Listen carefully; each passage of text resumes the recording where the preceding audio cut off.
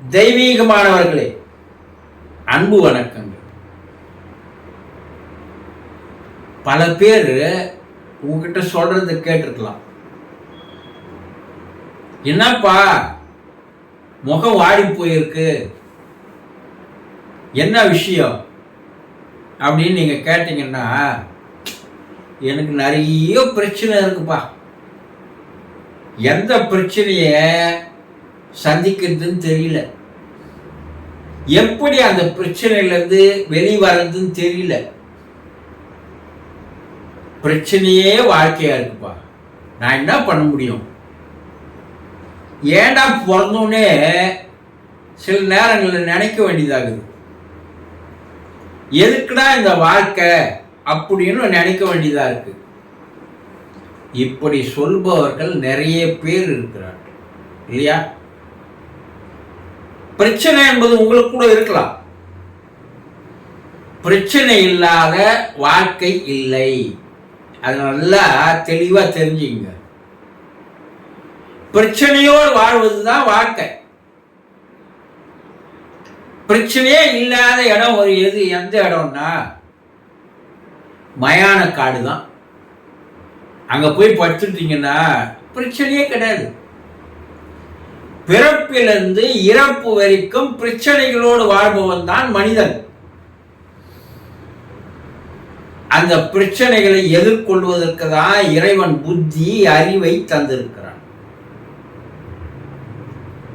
கடல்ல மீன் பிடிக்க போறாங்க இல்லையா?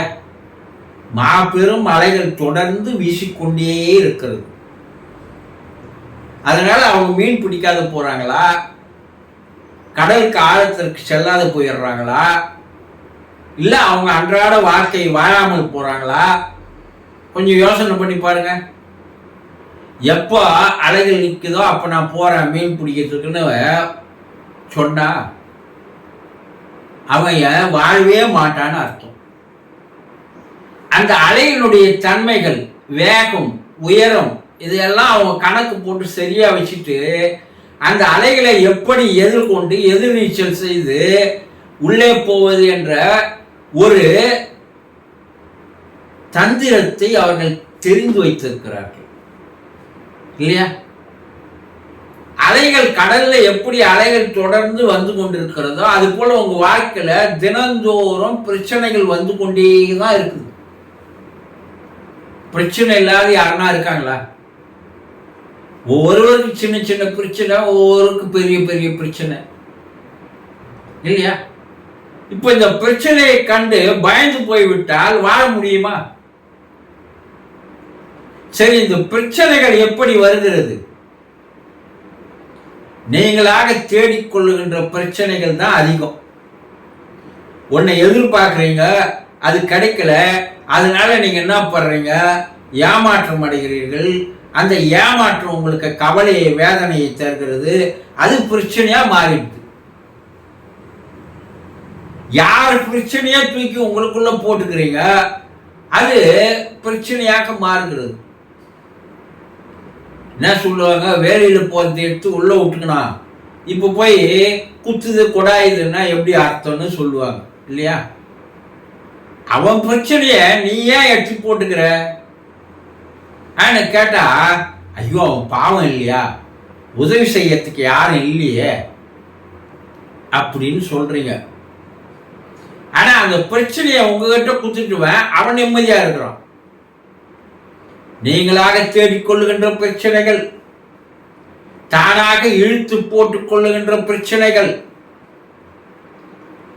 குடும்பத்தாரால் வர பிரச்சனைகள், மனைவி கணவனால் வர பிரச்சனைகள், பிள்ளைகளால் வர பிரச்சனைகள், நண்பர்களால் வர பிரச்சனைகள், உறவினர்களால் வர பிரச்சனைகள், சமுதாயம் தருகின்ற பிரச்சனைகள், எவ்வளவு பிரச்சனை பாருங்க.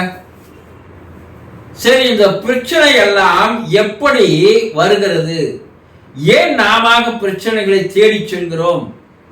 இந்த பிரச்சனையை எப்படி எதிர்கொள்வது, எப்படி வெல்வது? எப்போது நீங்க அதை நினைச்சு பார்த்துருக்கீங்களா? கண்ணுக்கு எதிரில் ஒரு சிறிய மணி எடுத்துன்னு வந்து வச்சா அது பெருசா தெரியும். அது போல சின்ன பிரச்சனைகளை உங்கள்கிட்ட வந்து வச்சுக்கின்னு அது பெரிய பிரச்சனையாக உங்களுக்கு தெரிகிறது. எதையுமே விளையும் போதே பிடுங்கி விட்டால் பின்னாடி பிரச்சனை இல்லைன்னு சொல்லுவாங்க. அதை வளர விட்டு மரமாயிடுச்சுன்னா அதை வெட்டுறது கஷ்டம். அது போல எந்தெந்த பிரச்சனைகளை எப்படியெல்லாம் சமாளிப்பது, அதற்கு தேவை தைரியம், தேவை மன வைராக்கியம் தேவை. இது ரெண்டும் இல்லைனாதான் நீங்கள் பிரச்சனைகளில் சிக்கி தவிக்கிறீர்கள். அப்போ அர்த்தம் பார்க்கலாம்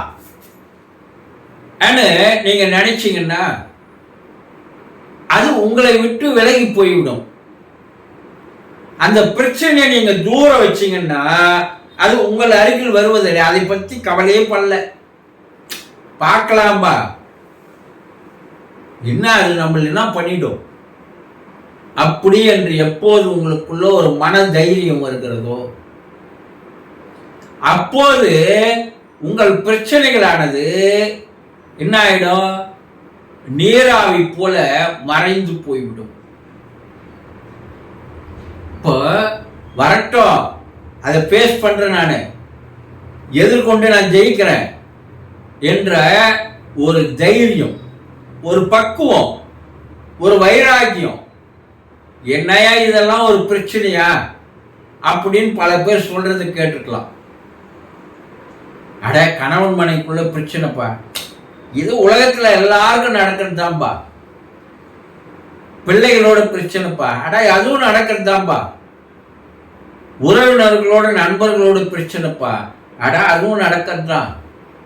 நம்ம உலகத்தில் நடக்காத என்னவோ நடக்கிற மாதிரி நீ ஏன் சொல்லின்னு இருக்கிற, அதையெல்லாம் ஒரு பெரிதாக எடுத்துக்கொள்ள வேண்டாம் என்று அனுபவப்பட்டவர்கள் சொல்லுவாங்க.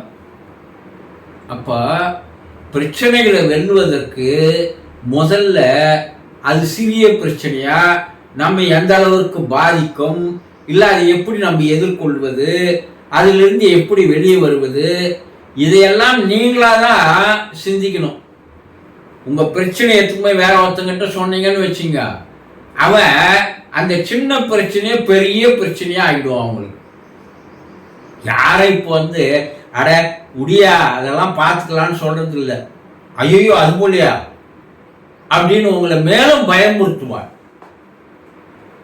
அப்ப யாருக்கிட்டேயும் எதையும் சொல்லாதீங்க. அதிகமான பிரச்சனைகளை தேடிக்கொள்ளாது இருப்பதற்கு என்ன வழின்னு பாருங்க. இல்ல அப்படி வந்துடுச்சுன்னா அதை எதிர்கொள்வதற்குண்டான மன தைரியத்தை வளர்த்துக் கொள்ளுங்கள். இதுதான் பிரச்சனைகளை வெல்லுகின்ற ரகசியம் ஆகும். புரிந்து கொள்ளுங்கள். சந்தோஷம்.